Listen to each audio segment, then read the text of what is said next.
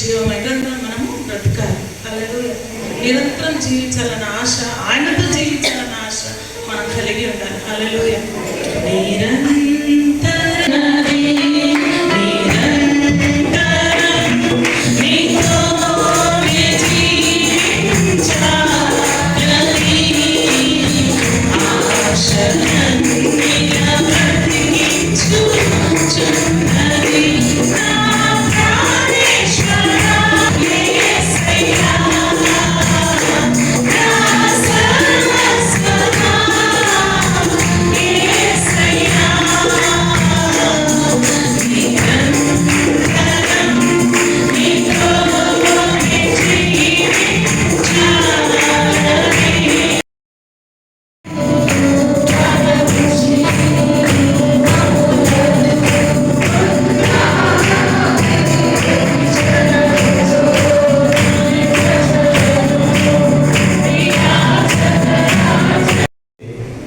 యేసు ప్రభు వారే మన పస్కా బలి అని మనం గుర్తిరిగి మన జీవితాలను ఆయనకు సంపూర్ణంగా అంకితం చేసుకున్నాం. సో ఈ దినం యొక్క ప్రాధాన్యత, యేసు పొందినటువంటి శ్రమలు, ఆయన పొందినటువంటి భయంకరమైనటువంటి అవమానకరమైనటువంటి మరణానికి వెర్రితనము లేకుండా బాధాకరంగా అనిపించవచ్చు, కానీ రక్షించబడుతున్నటువంటి మనకు మాత్రం దేవుని శక్తి అయ్యాడు. ప్రేమను చూపించాలి అని అనుకుని ఇది నీకు దూరం అవునుగాక అని చేయబట్టుకొని ఇట్స్ లైక్ ట్రైన్, ఒక ఆర్భాటానికి సంబంధించినటువంటి యేసు ప్రభు దృష్టిలో కూడా. కానీ అయినను ఆయన గెస్ట్ మనలో ప్రార్థిస్తున్న ప్రతిసారి క్రొత్తగా అనిపిస్తుంది. అలాగే క్రొత్త శక్తి, జీవం మనలో ప్రవేశించినట్లుగా మనం అనుభవిస్తూ ఉన్నాం. కనుక దేవుడు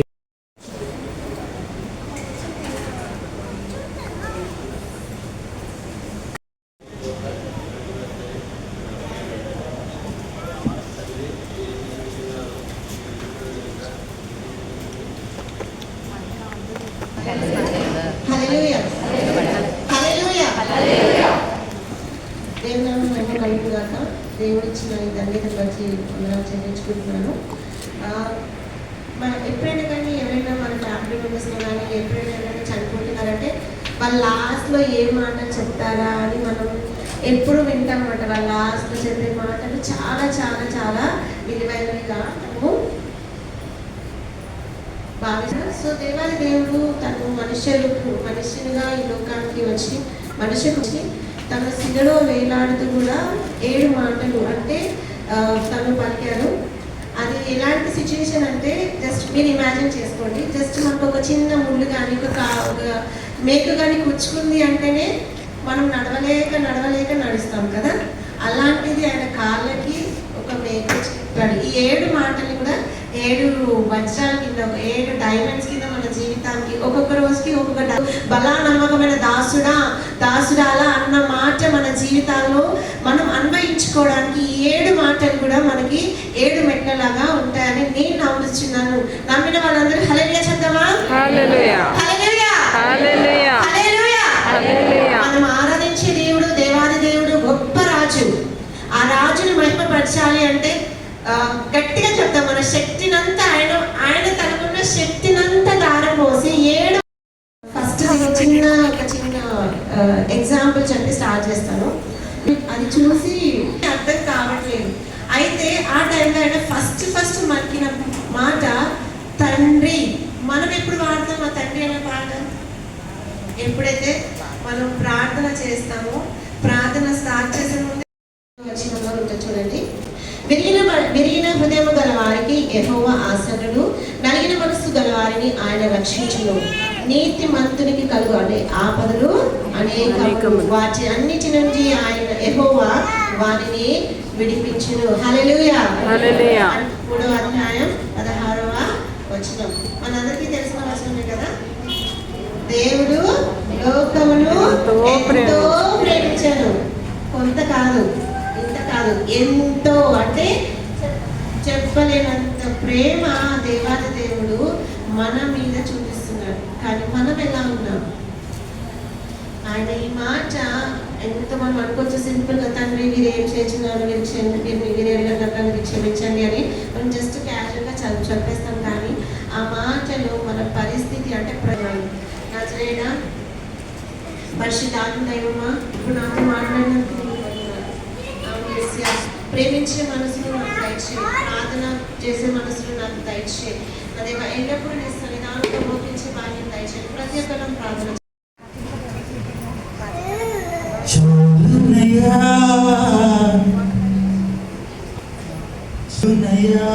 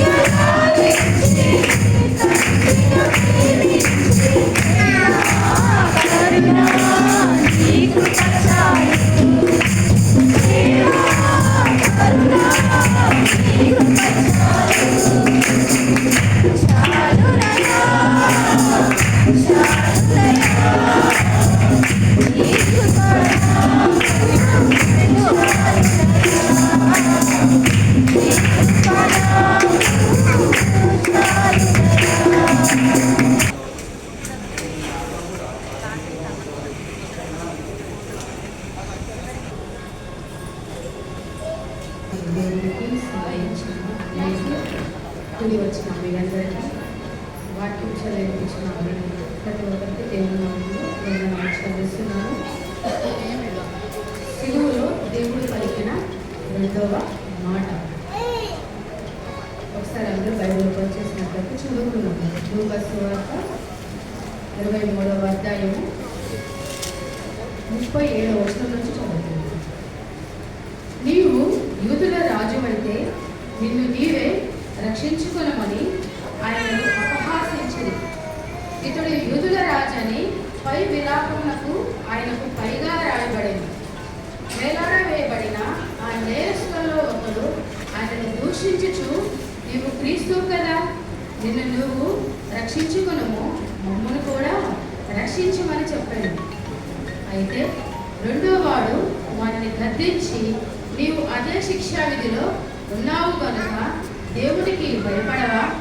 మనకైతే ఇది న్యాయమే, మనము చేసిన వాటికి తగిన ఫలము పొందుచున్నాము, కానీ ఈయన ఏ తప్పిదమును చేయలేదని చెప్పి ఆయనను చూసి, యేసు నీవు నీ రాజ్యంలోనికి వచ్చినప్పుడు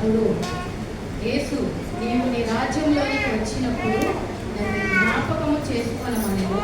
అందుకు ఆయన వాటితో నీవు నాతో కూడా పరదేశంలో వద్దు అని నిశ్చయముగా చెప్పుచున్నాను అని. హల్లెలూయా, హల్లెలూయా, హల్లెలూయా. సిలువలో దేవుడు వేలాడుచున్నాడు. ఆయన పక్కన ఇద్దరు ఉన్నారు. ఆ ఇద్దరు ఎవరన్నది మళ్ళీ ఒక వాక్యం చూస్తున్నాం. మార్కు సువార్త 15వ అధ్యాయము 27వ వచనం నుంచి 28వ వచనం. మార్కు సువార్త 15వ అధ్యాయము 27వ 28వ.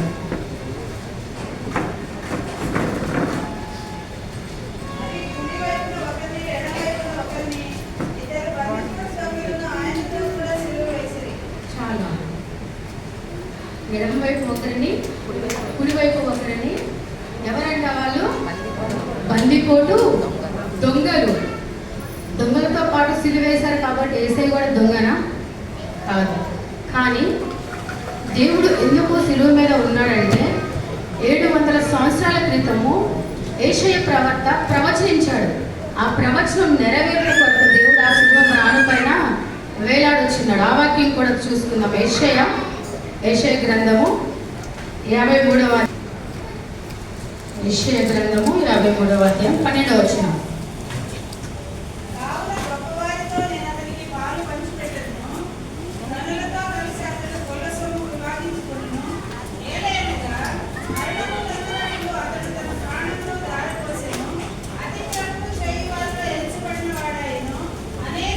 సువార్త 19వ అధ్యాయము 19వ వచనం.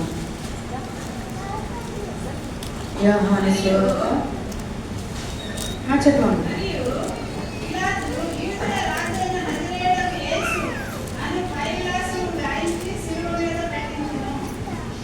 హల్లెలూయా. ఏ శిలువ మీద యేసయ్య వేలాడుచున్నాడు. ఆ శిలువ పైన ఏముందంటే యూదుల రాజైన నజరేయుడైన యేసు. ఒక రాజు శిలువ పైన వేలాడుతాడా అండి? ఆయన ఏ శిలువ పైన, ఏ బ్రాహ్మణ పైన అయితే ఏ శిలువ పైన దేవుడు వేలాడుచున్నాడు, ఆయన పైన ఏం రాసిందట? శిలువ పైన యూదుల రాజైన నజరేయుడైన యేసు అని క్లియర్గా ఆయన ఎవరు రాపించాడు? పిలాతు అనే వ్యక్తి ఏం చేస్తాడంటే ఈ మాటలని ఆ శిలువ పైన రాపిస్తాడు. అయితే అక్కడ మనం చూసుకున్నట్లయితే అక్కడ ఏం జరుగుతుందంటే దేవుడు శిలువ పైన వేలాడుచున్నాడు, దొంగల మధ్య ఉన్నాడు. కానీ ఆయన దొంగ అయితే యూదుల రాజు అని రాయబడి ఉన్నది. అయితే కొంతమంది ప్రజలు ఆయన చూసి ఏం చేస్తున్నారంటే అపహాసిస్తున్నారు, ఆయన చూసి హేళన చేస్తున్నారు. పైన చూస్తే ఏముంది? యూదుల రాజు అని ఉంది, కానీ ఇక్కడ ఎలా ఉన్నారంటే హెల్ప్లెస్ ఉంది. అది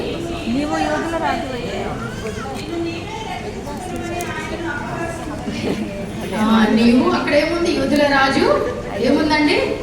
నజరేయుడైన యేసు. అక్కడ ట్యాగ్ ఉంది. దేవుణ్ణి ఎలా చేస్తున్నారు? అపహాసిస్తున్నారు, దూషిస్తున్నారు.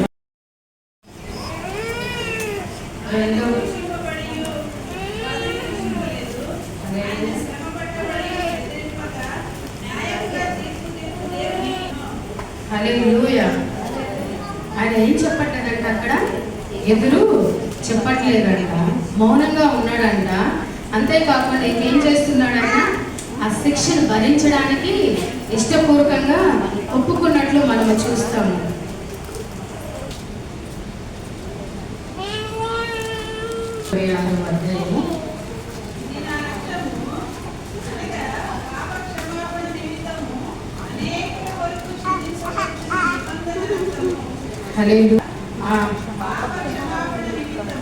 పాప క్షమాపణ నిమిత్తము అనేకుల కొరకు చిందింపబడుచున్న నిబంధన రక్తం.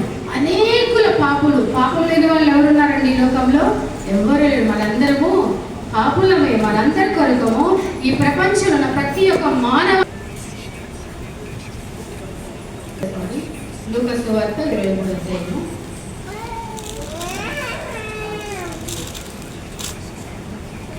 నీ రాజ్యము వచ్చినప్పుడు నన్ను కూడా జ్ఞాపకం చేస్తామన్నప్పుడు దేవుడు అక్కడ అంటాడు ఒక మాట.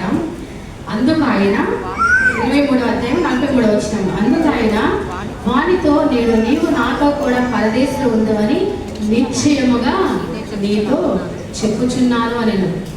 నిశ్చయముగా నీవు నాతో పాటు పరదేశంలో ఉంటావు. అంతకుముందు దొంగ ఉన్నాడు. అంతకుముందు ప్రజలు కూడా నన్ను రాజుని, దేవుని కుమారుడు అని హేళన చేస్తారు, అపహాసించాడు.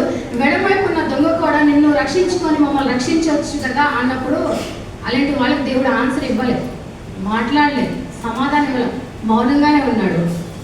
కానీ ఎవరైతే విధేయత కలిగి ఆయన దగ్గరికి వచ్చి దేవా నన్ను కూడా ఈ రాజ్యం కొన్ని వచ్చినప్పుడు నన్ను జ్ఞాపకం చేసుకో అనగలోనే దేవుడు అప్పుడు నోటు తెచ్చాడు. అప్పుడు దాకా మాట్లాడలేదు. ఏమన్నాడు తెలుసా? వాళ్ళు ఇచ్చిన వాటికి, వాళ్ళు చెప్పిన వాటికి దేవుడు జవాబు ఇవ్వలేదు. నిశ్చయంగా నువ్వు నాతో పాటు పరదేశంలో ఉంటావు.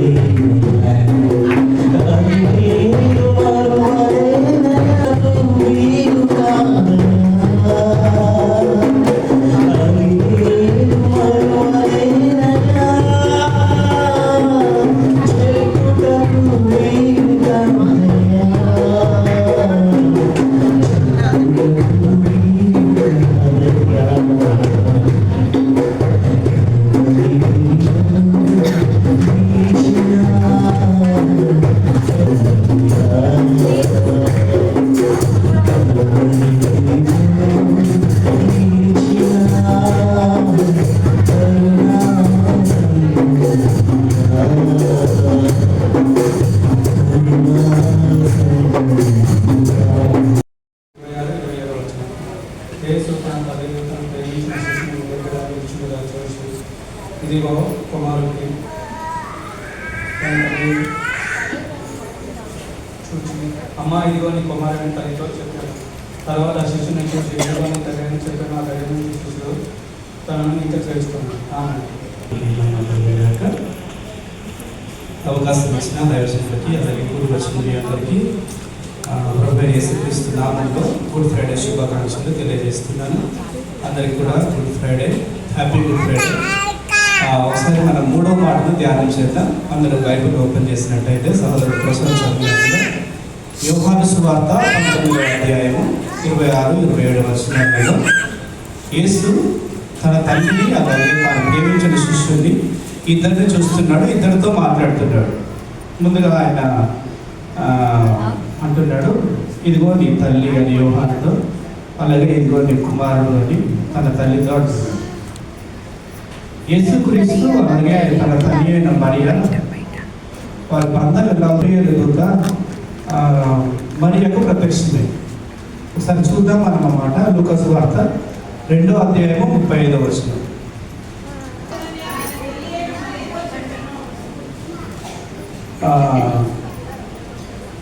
లూకా సువార్త 1వ అధ్యాయము 28వ వచనం. 1:28.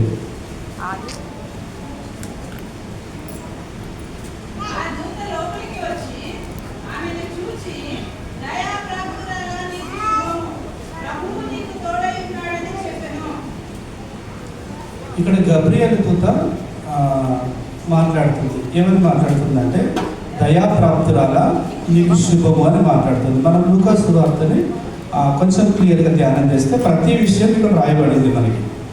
దయాప్రాప్తురాలుగా దేవుడు ఆవిడని సంబోధిస్తున్నాడు. దయాప్రాప్తురాల నీకు శుభము, ప్రభు నీకు తోడై ఉన్నాడు.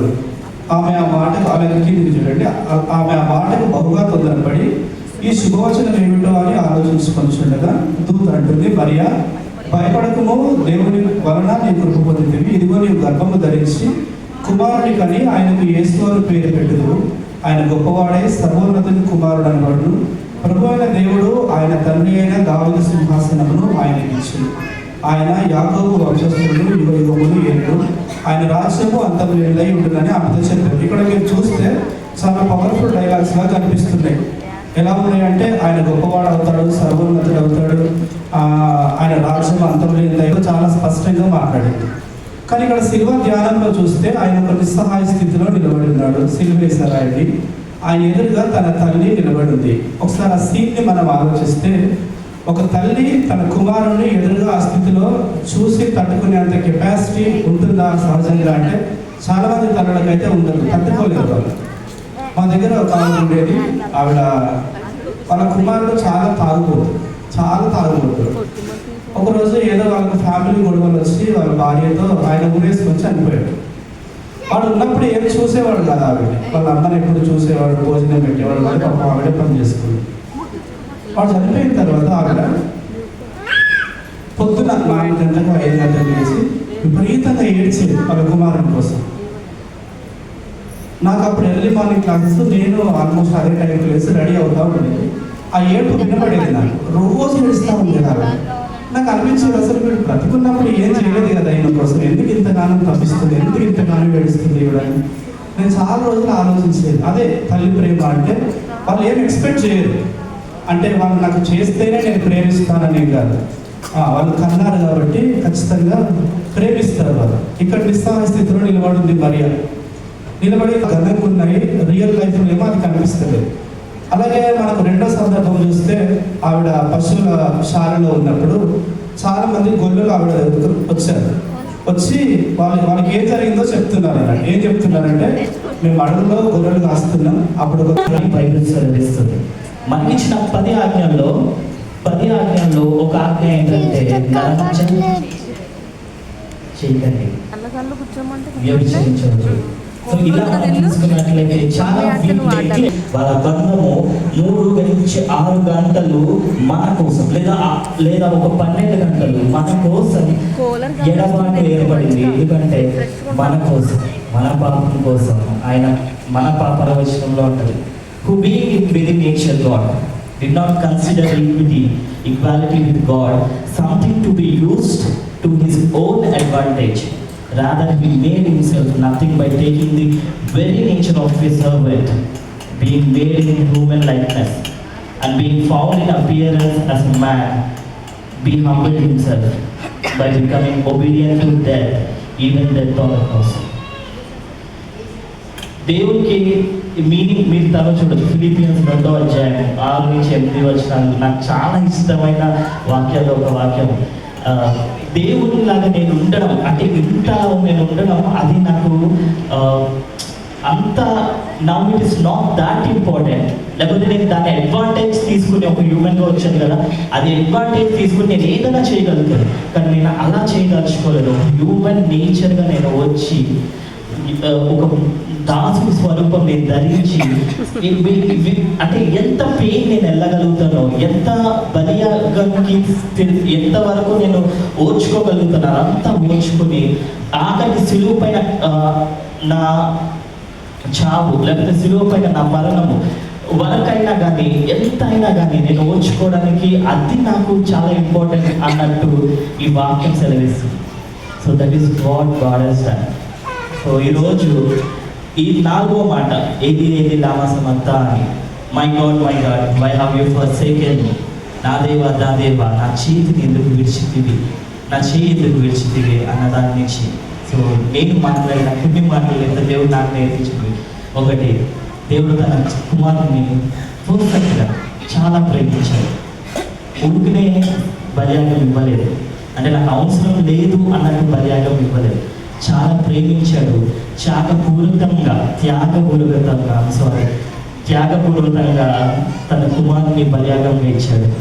God did not hate Jesus on the cross. Yesu ప్రభుని కాదు దేవుడు హేట్ చేసింది, కాకపోతే యేసు ప్రభు మన కోసం పాపమై నిలబడ్డాడు కాబట్టి, మన పాపాన్ని మోసాడు కాబట్టి దాన్ని దేవుడు హేట్ చేశాడు. దేవుడు నన్ను హేట్ చేయట్లేదు, కానీ ఒకవేళ నాలో పాపం ఉన్నట్లయితే కంపల్సరీ ఇది నాకు దేవుడికి ఎడబాటు కంపల్సరీ తీసుకొస్తుంది. దేవుడు ఆ పాపాన్ని హేట్ చేస్తాడు కాబట్టి దేవుడు నా వైపు తిరిగి చూడలేదు.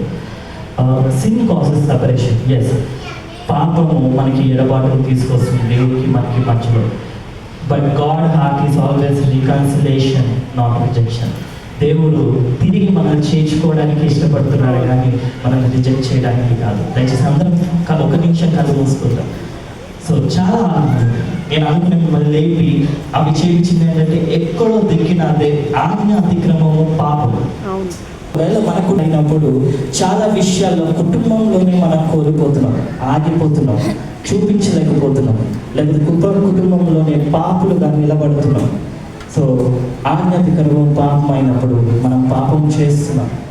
ఈ పాపమే మనకి తెలియకుండానే దేవునికి మనకి ఎడబాటును తీసుకొస్తుంది. అట్లీస్ట్ ఒక్క క్షణము నా మాట ఒకవేళ దేవుడు మీతో మాట్లాడుతున్నట్లయితే, తండ్రి ఈసారి నేను నా రిలేషన్షిప్ లేకపోతే నాకున్న బాండింగ్ పెంచుకోవడానికి, లేకపోతే నా ప్రజలతో నాకున్న బాండింగ్ పెంచుకోవడానికి నేను ట్రై చేస్తాను, నాకు హెల్ప్ చేయండి, నాకు నేర్పించండి అని అడుగుదాం. ఇంకొకటి ఏంటంటే, నాలో ఇంకా ఏమైనా పాపం ఉన్నట్లయితే, నీ నుండి నాకు ఎడబాటును కలిగించేలాగా ఏదైనా పాపం ఉన్నట్లయితే నన్ను క్షమించండి, దాని నుండి నన్ను విడిపించండి. హ్యూమన్, నేను ఒక మనిషిని, అందరిలాగా నేను మనిషిని అనే సాకు నేను చెప్పకూడదు. లేకపోతే ఈ వీటిల్లో ఏదైనా ఫెయిల్ అయ్యేటప్పుడు ఇది కామన్, అందరి దగ్గర జరుగుతున్నది, ఆ లోకం నేర్పిస్తున్నట్టుగా నేను ఉండకుండా తండ్రి, నేను నువ్వు నేర్పిస్తున్నట్టుగా, బైబిల్ నేర్పిస్తున్నట్టుగా నేను నిలబడాలి అని చెప్పి ప్రార్థిద్దామండి. దయచేసి అందరం కళ్ళు మూసుకుందాం. మన మధ్యలో ఒక సరళ సిస్టర్ ప్రార్థిస్తారు, మనం కూడా ఏకీభవిద్దాం. కానీ మనం నిజంగా మన హృదయాలు ఎత్తి ప్రార్థిద్దాం.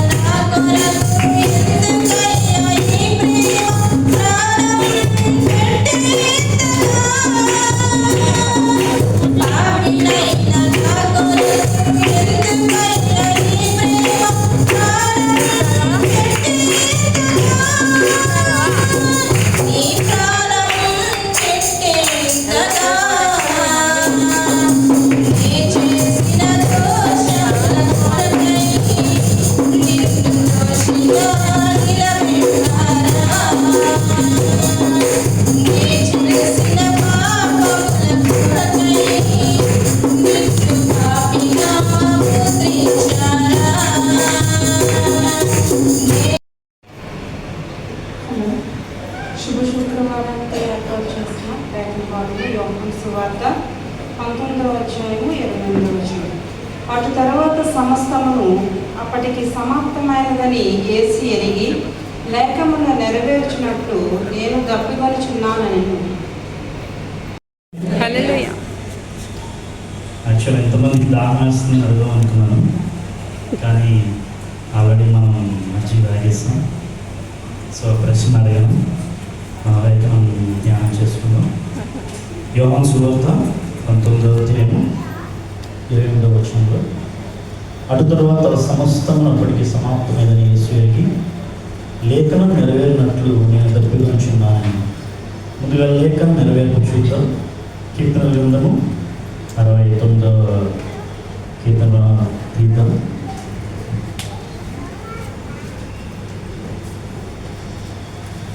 69వ అధ్యాయము 21వ వచనంలో కీర్తనకారుడు,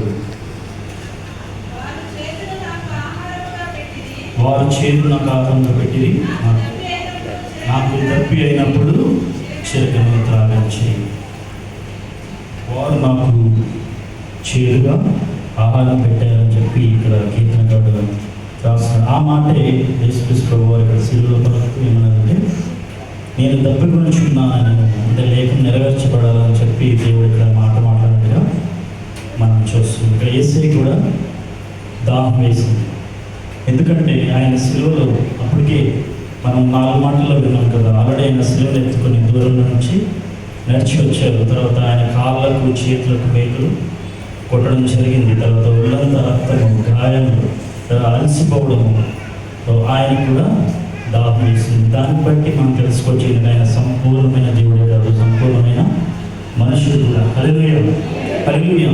ఇక్కడ చాలామంది ఆయన దేవుడు కాబట్టి ఆయన నొప్పి భరించగలడు లేదా అలా అనుకుంటున్నారు, కానీ దీన్ని బట్టి అంటే ఒక వ్యక్తికి దాహం ఎప్పుడు వేస్తుంది అంటే బాగా వర్క్ చేసి అలసిపోయినప్పుడు, లేదా బాగా టైర్డ్ అయినప్పుడు, లేదంటే ఒక మన బాడీలో జీవకణాలు జరగాలంటే, అంటే జీవ ప్రక్రియ ప్రతిదినము జరగాలంటే కూడా మనకి మంచి నీళ్ళు అనేది అవసరం. సో ఇక్కడ మనకు అర్థమవుతుంది ఏంటంటే ఆయన ఒక మనుషులుగా కూడా మనం చూడవచ్చు.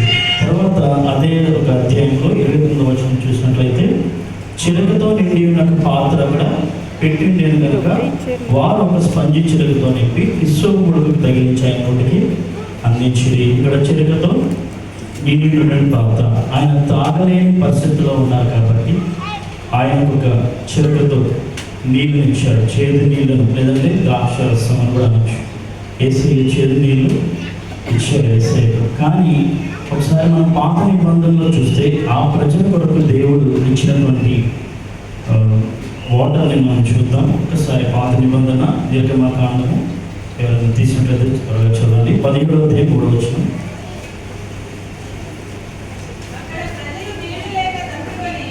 అక్కడ ప్రజలు నీళ్ళు లేక తప్పికొని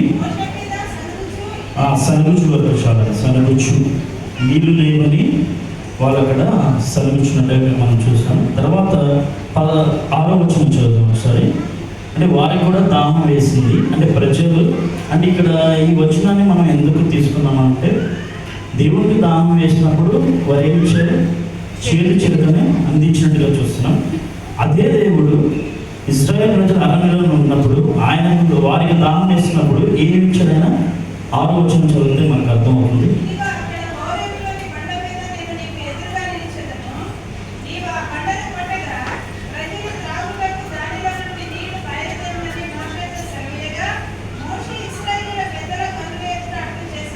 హల్లెలూయా, హల్లెలూయా.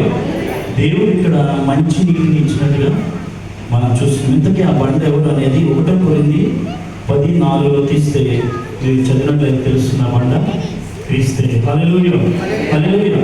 ఆయనకు దాహం వేసినప్పుడు మనం ఇచ్చింది ఏంటంటే చేదు చిలుకని ఆయన మనం అందించాం. కానీ ఆయన మాత్రం ప్రజల విషయంలో ఏమి ఇచ్చాడు?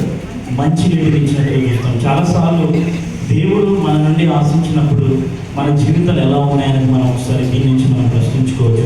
చేదు చిలుక అంటే పాపపు చిలుక.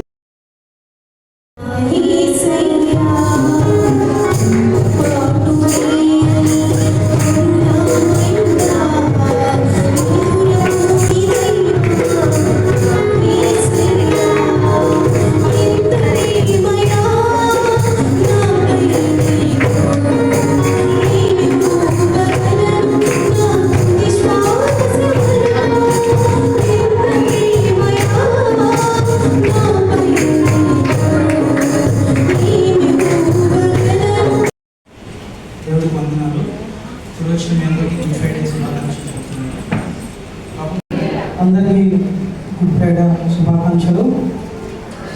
సిలువలో బలి అయిన దేవుని గొర్రెపిల్ల, సిలువలో బలి అయిన దేవుని గొర్రెపిల్ల, విలువైన నీ ప్రేమను వివరించు శ్రీ యేసు, విలువైన నీ ప్రేమను వివరించు శ్రీ యేసు. వార్త 23వ అధ్యాయం 46వ వచనం. అప్పుడు యేసు గొప్ప శబ్దంతో కేకవేసి, తండ్రి, నీ చేతికి నా ఆత్మను అప్పగించుకుంటున్నాను ఆయన ఇలాగ చెప్పి ప్రారంభించాడు. దేవుడు ఇచ్చిన ఈ సమయానికి దేవుని వందనాలు, రాష్ట్రానికి వందనాలు. సిలువలో దేవుడు పలికిన ఆఖరి మాట, తండ్రిని చేతికి నా ఆత్మను అప్పగించుకుంటున్నాను మనసుని చెప్పడం. ఒకవేళ మీరు కీర్తనలు 31:5 వచనం తెరిచినట్లయితే, కీర్తనలు 31:5 వచనం తెరిచినట్లయితే మీకు సో ఇది ప్రవచనంగా కూడా చెప్పి ఉండొచ్చు. వారు వివరించిన మాటలను బట్టి మనకు అర్థమవుతుంది. బైబిల్లో రాయబడింది. అందుకనే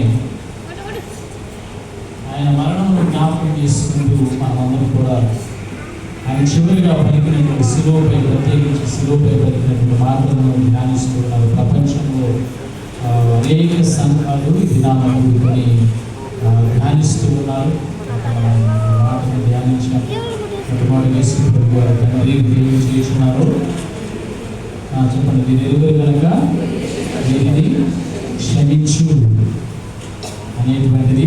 సో దేవుని యొక్క క్షమా హృదయాన్ని మనకు కనపరుస్తుంది. అలాగే అందులో నుండి ఆయన ప్రార్థన మన కొరకు ప్రార్థించాలని చెప్పేసి అలాగే మనం ప్రార్థించేవారుగా దేవుడు మనం కాపాడువారు. తిరిగి తన తల్లి ఎలా తను ప్రేమించి అన్ని విషయాలు చేసుకుంటూ వచ్చిందో దానికి మించినటువంటి బాధ్యతను కనబరిచినటువంటి ప్రభువుగా ఆయన మనం చూడగలుగుతున్నాం. అలాగే 4వదిగా ఏలి ఏలి లామా సబక్తాని, నా దేవా నా దేవా నన్నెందుకు చేయి విడిచాడు. ఎందుకు చేయి విడిచాడు అంటే మనందరి పాపం ఆయన పైన రావటాన్ని బట్టి. కనుక అంతకుముందు మొత్తం కూడా ఎప్పటికుండా ప్రేమించుకుంటూ వచ్చినటువంటి దేవుడు ఆ గడిలో విడిచిపెట్టడానికి కలిగిన కారణం ఏంటి అని అంటే పాపం. సో అనుమానం ఏం లేదు, మనలో కూడా పాపం అనేది ఉన్నట్లయితే ఏ టైంలోనైనా విడిచిపెట్టుకోవడానికి అవకాశం ఉంది. మొట్టమొదటి ఉన్నది కాబట్టి అది అష్యూరెన్స్ కింద తీసుకోవడానికి వీల్లేదు. మనకి పాపం అనేది వదిలేనట్లయితే మన ప్రియకుమారుని పక్కన పెట్టినటువంటి దేవుడు మనల్ని కూడా ఖచ్చితంగా పక్కన పెడతాడు. కనుక పాపం విషయంలో జాగ్రత్త పడి ఉండండి అనేటువంటి సమాచారాన్ని దేవుడి మాట ద్వారా మనకి ఇస్తూ ఉన్నాడు. ఆ తర్వాత 5వ మాట, లేఖనం నెరవేరినట్లు నేను దప్పికొంటున్నాను అని అన్నాడు. మనందరూ కూడా రకరకాలైనటువంటి దాహాలు ఉండడానికి అవకాశం, కోరికలు ఉండడానికి అవకాశం ఉన్నదన్నమాట. కానీ యేసు ప్రభు వారు ఉన్నటువంటి కోరికల్లా ఆత్మలకు సంబంధించినటువంటి దాహం. కనుక మనమందరం కూడా దేవుని కొరకు ఆత్మను సంపాదించేటువంటి వారిగా ఉండాలి. సో మరి ప్రత్యేకించి యేసు ప్రభు వారు వాడినటువంటి ఆ మాటలో లేఖనము నెరవేరినట్లు. మత్తయి సువార్త 27వ అధ్యాయం 24వ వచనం చదివాను. మత్తయి సువార్త 27వ అధ్యాయం 24వ వచనం. అందుకని మనం చదివి మేము ధ్యానించినటువంటిది యోహాను సువార్త 19:28, మత్తయి సువార్త 27:24.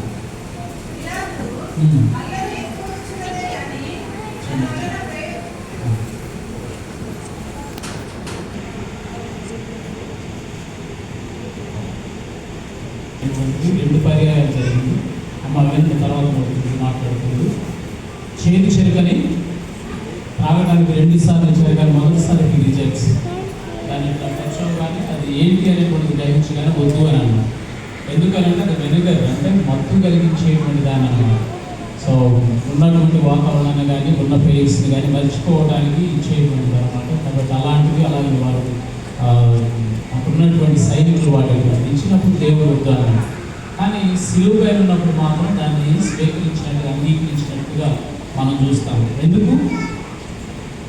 యోహాను సువార్త 19:28 మాట రాదు. ఎందుకనగా లేఖనము దేవుని యొక్క వాక్యాన్ని నెరవేర్చడం అనేటువంటిది చాలా ప్రాముఖ్యత. ఎంత కష్టమైనదైనా క్లిష్టమైన పరిస్థితి అయినప్పుడు కూడా దేవుని వాక్యాన్ని నెరవేర్చేటువంటి వారిగా మనం ఉండాలి అని చెప్పేసి యేసు ప్రభు వారు మనకు తెలియజేస్తున్నారు. ఆరో మాటగా సమాప్తము అయినది. ఏమైందండి? చిరకపుచ్చుకొని సమాప్తమైనదని చెప్పి తల వంచి ఆత్మను అప్పగించుకొనెను అని అంటారు. సో డిక్లరేషన్ ఆయన ప్రకటిస్తున్నాడు. ఏమని అంటే మీ కొరకు నేను ఏమేమి చేయవలసి ఉండదు, నాకు నేను ఏం చేయాలి, తండ్రి మాటను బట్టి ఇదే విధంగా నేను తను ఏం చేయాలి అనేటువంటి దాన్ని, అలాగే మన కొరకు ఏం జరిగించాలో వాటన్నింటినీ కూడా పక్కా పూర్తి చేసి ఇది అయిపోయింది కాబట్టి డిక్లేర్ చేసేసారు. తిరిగిలేని దాన్ని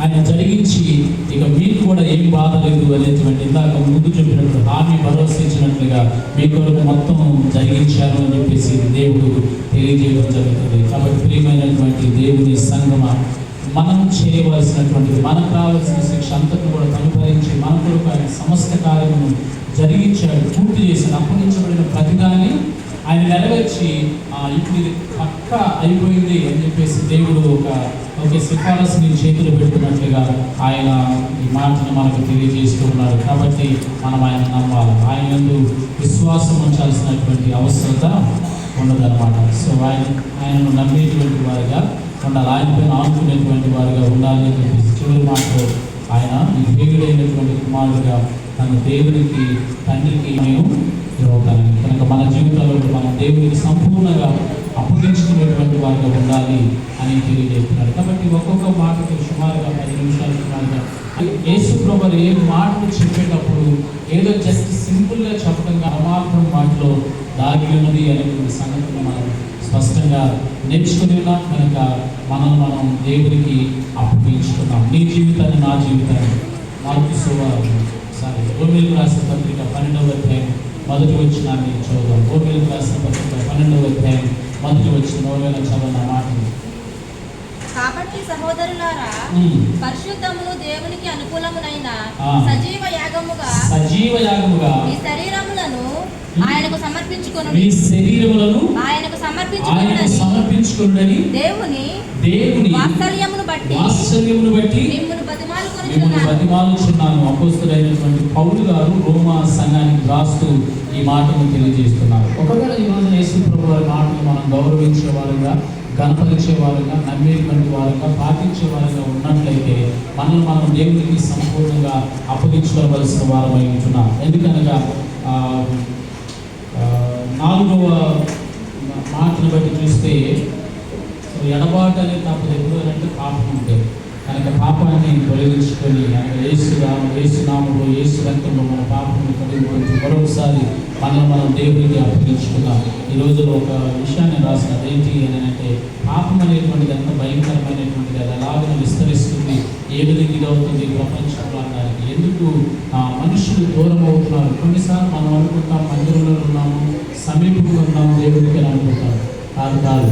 అప్పటి వరకు దేవునితో నడిచినటువంటి ప్రభువు రాత్రికాల సమయంలో కూడా దేవునితో సమయాన్ని గడుపుతూ ప్రార్థించినటువంటి యేసు ప్రభు వారు ఆ చివరికి అన్న మాట ఏంటంటే, నా దేవా అని ఎందుకు చేయమించావనంటే పాపం అనేటువంటిది. చేయమైనటువంటి దేవుని సంగమం మనం వ్యక్తిగతంగా పరిశీలించుకొని ఒకవేళ అట్టి పాపం ఇచ్చాం మీరు ప్రేమలో పడ్డారు కదా, ఎంత పొలిటైన దిశరామో అంటే ప్రేమ అనే పదం రాగానే ఒక అబ్బాయి అమ్మాయి మధ్య ఉండేటువంటి సంబంధాన్ని గురించి ఇది డిక్షనరీ లేకుండా ఈ డిక్షనరీలో ఉంది. ఇప్పుడు రిలేషన్షిప్స్ అనేవి ప్రేమ అంటే ఎంత పవిత్రమైన పదం కదండి. అంటే ఇప్పుడు కనీసం మీరు చేయొచ్చు, అవును నేను మా అమ్మను ప్రేమిస్తున్నా, మా నాన్న ప్రేమిస్తున్నా, నా గురువుని ప్రేమిస్తున్నా, నా గురువుని ప్రేమిస్తున్నా, మా అన్నని ఇట్లాంటి మాటలు చెప్పడానికి అది లేదు మైండ్లో. నేను ఏ అబ్బాయిని ప్రేమించినా, నేను ఏ అమ్మాయిని ప్రేమించినా అన్న దగ్గర ఉండి చేతులు ఎత్తుకొని ఉన్నాను. అంటే ప్రేమ అంత భయంకర, ఆ పదం, ఆ అద్భుతమైన పదం అంత భయంకరంగా పెరిగిపోయింది. ఇప్పుడు ప్రజెంట్ జనరేషన్లో రిలేషన్షిప్ అనేటువంటిది ఒకటి దేవుడికి మనకు సంబంధాన్ని తెలియజేస్తుంది. అలాగే మనుషులు మనకున్న సంబంధాలను తెలియజేసేటువంటి